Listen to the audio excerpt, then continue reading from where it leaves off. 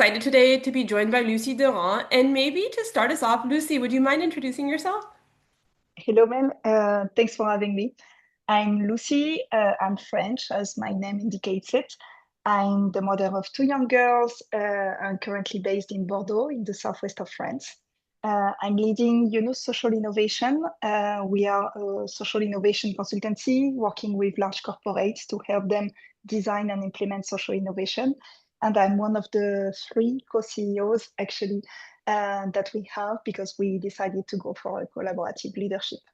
My background is in corporate social impact. I worked with a social venture fund at Danone, one of the largest food companies in the world. And I've also built the inclusive business branch at Essilor, one of the largest eyeglasses company, where I was based in West Africa.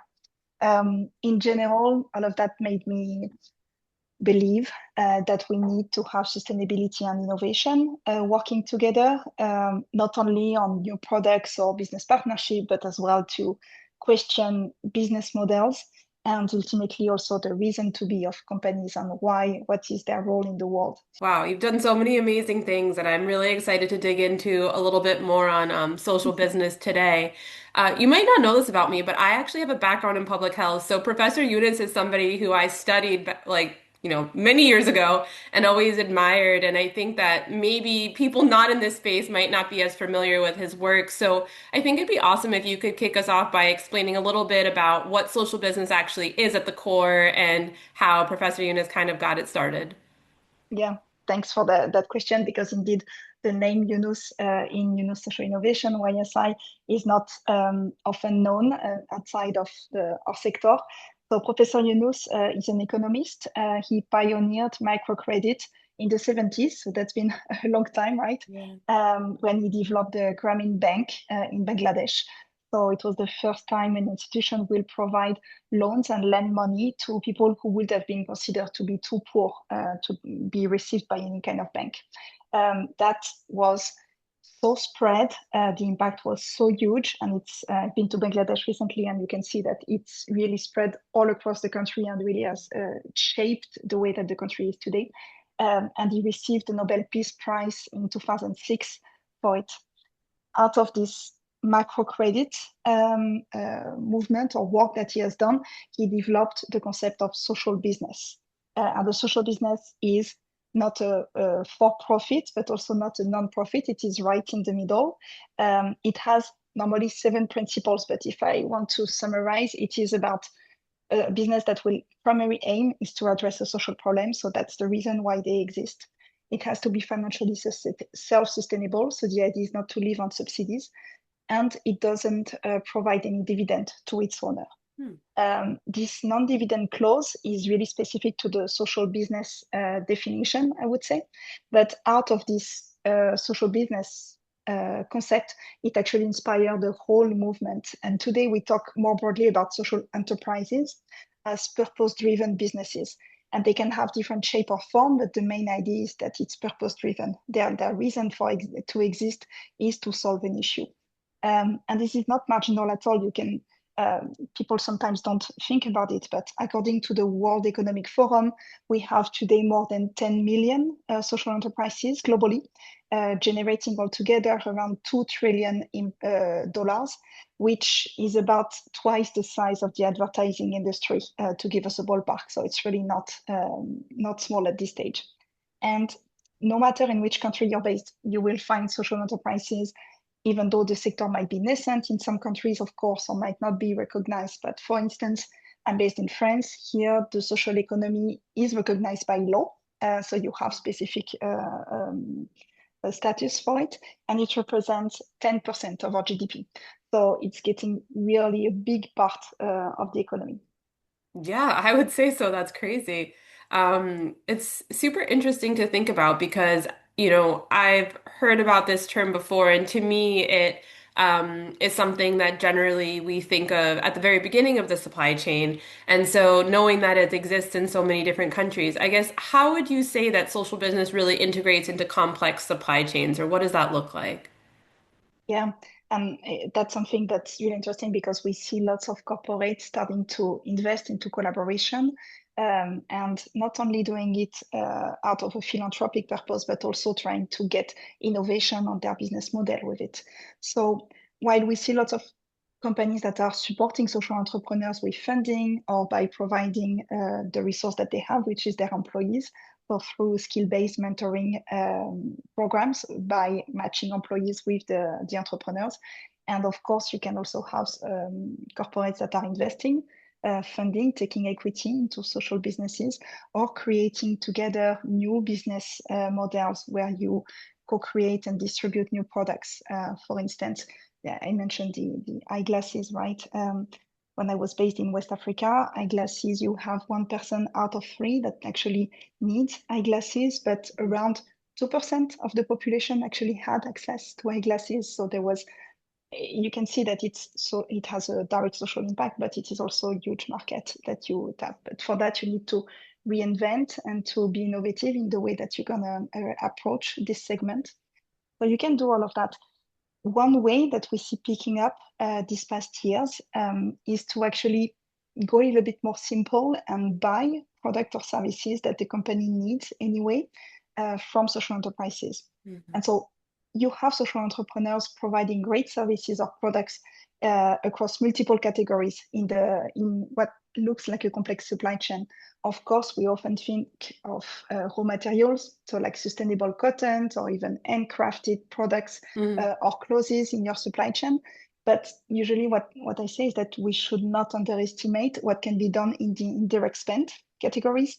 So logistic services, cleaning, landscaping in the office or the stores, translation, IT services. There are actually lots of different categories that might be a little bit easier to adapt for social enterprises. And this is where most of the potential lies when you think about it, because you tap into a budget that is already here instead of creating a new CSR budget for a philanthropic program. To give you an idea, we estimate that for every $1 invested into CSR, you have the equivalent of $400 that are spent on indirect goods and services to run the operations of the companies. Wow. And I'm not saying that you should invest all your this money into social enterprises, right? But only a certain percentage of it can be already such an effective lever, because procurement budgets and all the things that a company buy on an annual basis represent trillions of dollars, like globally. And so even 0.1% of that spend that could be directed to social enterprises would be huge in terms of impact. And that is for not only you will receive product and services that you need, and with sometimes a great delivery. But as well, you will create positive social impact with work inclusion, which is most of the social impact model of those social enterprises. Um, One thing I can highlight here is that I know that we have usually the myth, if it's social, it's going to be poor quality or it's going to be very small volumes. And while the majority of the social enterprises are indeed small and local due to the very reason and the very model that they have, which is to drive social impact through work integration locally. But we also have in our sector lots of social enterprises that actually have reached business partnership with companies where they supply products or services at scale. So for instance, Rank Sutra in India is working with IKEA at the worldwide collection range, providing products to them across all the stores Wow. worldwide. Or you have Cartiera in Italy that is working with luxury brands such as Lamborghini or Fendi to provide leather goods that have been recycled or reused from the companies and the factories. Think that those are some really amazing and cool examples. And I think you bring up an interesting point around, worker inclusion, because I think often when we think about exclusion or, you brought up India, right? Like there's a caste system. So there's certain populations that don't have access to jobs or stuff like that. And we also think of these two, or at least I do, in terms of vulnerable populations. And I think when we think about these vulnerable populations, not only do they not have access to work, but they don't have access to a lot of other Yes. necessary basic human rights. And I think that when we think as well as, I'm focused a little bit more on the environmental side, these vulnerable populations are 15% more likely to live in areas that have higher rates of asthma due to industry being near where they live. They have higher rates of, sea level rising, potentially impacting them, and they have much lower adaptation and resilience to climate change impact. And so giving them access to a market or giving them access to jobs helps them to build familial resilience in a way that is super important. So I think it's a holistic approach to something that could just be transactional. And so there's this opportunity to really lift up the community, which is amazing. Yeah.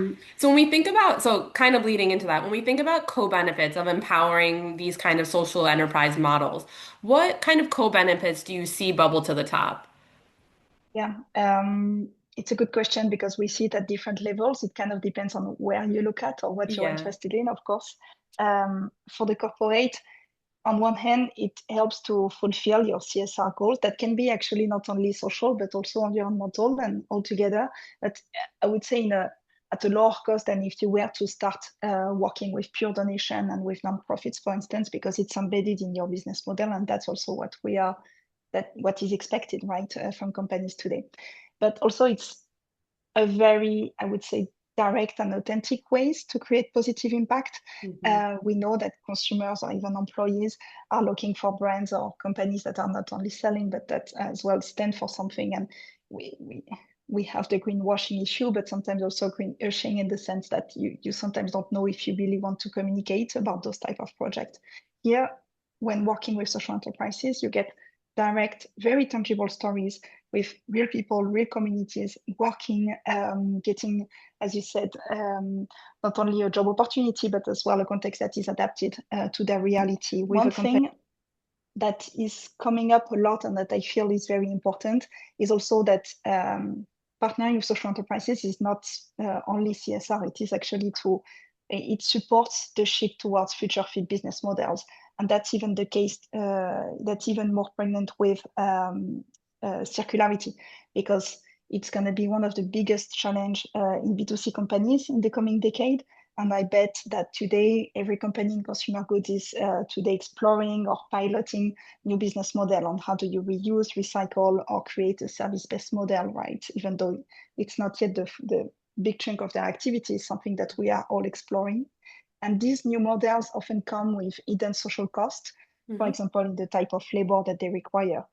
Here, social enterprises are well positioned to deliver those local models. If you want to have a repair services for your clients, it has to be localized, and it can actually create positive social impact when working with a social enterprise rather than negative trade-off. And usually, because of the way that they approach their workers and the way that they treat them, they sometimes have even better competitiveness than regular suppliers because they have a better retention rate, because they treat their employees better. Mhm. Um, and finally, it is more the case in Europe, but more and more we see that governments are moving from voluntary guidelines to concrete requirements. We have now cities or even countries in Europe that made it mandatory that a share for public procurement contracts will be allocated to the social economy and to social enterprises. Hmm. Therefore, it's actually not about anticipating future rules, but really getting ready for this environment that is shifting a lot, and that's something that will continue to come. Wow, I had no idea. Very cool. Well, we've talked a lot about how companies can leverage, social enterprise in their supply chain, and I think that you've given a lot of good tips on how to do that. What do you think individuals can do as well to kind of empower social enterprise? Yeah, I would say that it doesn't matter where you are and where you stand in the company, you or even in your local town. You can look around you on what you buy, what you are organizing, what your team is buying, and see is it something that could be actually sourced locally from a social business, or even if it's something that is not produced or provided locally, but could be found through a social enterprise. So, taking a stupid example, but it's actually such a big one, Christmas gifts for the employees every year is something that you can easily find with the way with a good model and with social enterprises. But you also have, when you organize an event, catering services. We have great social enterprise pretty much in any countries that are providing catering services. So start with one or two small partnerships like that, because it is tangible for the social enterprises that will get the contract. One thing that I'm also often say to start from where you are and don't wait for everything to be perfect to think about positive social impact. Mhm. When you take a look, for instance, at the BSR supply chain sustainability supply chain leadership ladder, you you have in the ladder the different steps from getting visibility in your supply chain and just getting data, and we know that requires so much work for large corporates, up to starting to put in place compliance and making sure that there is no breach of human rights or any kind of compliance boxes, up to pushing on specific topic, no matter if it's women empowerment or water usage, trying to really like be focused on some of them. And then at the top, you have creative positive impact. But the idea is not to start one after the other and wait for one day perhaps being at the top, but really to start having a portfolio approach and start all of them at the same time and slowly getting better at all of Mhm. them. Because no one will be perfect and no one will completely figure it out the basics. Why you need to test that. It helps to also have very tangible, localized partnerships, because ultimately any kind of company has a geographical footprint, and ultimately in your team you have a certain level of energy. This year has been tough for many of us in the impact sphere. You need to manage your energy as a scarce resource and make sure that you don't only work on those huge issues, but that you can also innovate and allow yourself to innovate and not get away from compliance, but balance it. And that's also something that we see in the work that we do on how it can, yeah, balance and compensate as well, or create an innovative spirit in sustainability. Yeah, I think that that's so key. There's so much to drain energy these days, and I think thinking about a holistic approach and really trying to, have a ripple effect in a broader sense, not just about this one thing, but the broader procurement that we're doing can go a really long way. Thank you so much for breaking down social business into basics and helping more people understand what it means and how they might be able to get involved. I really appreciate your time, and thank you. Thank you so much, Mel.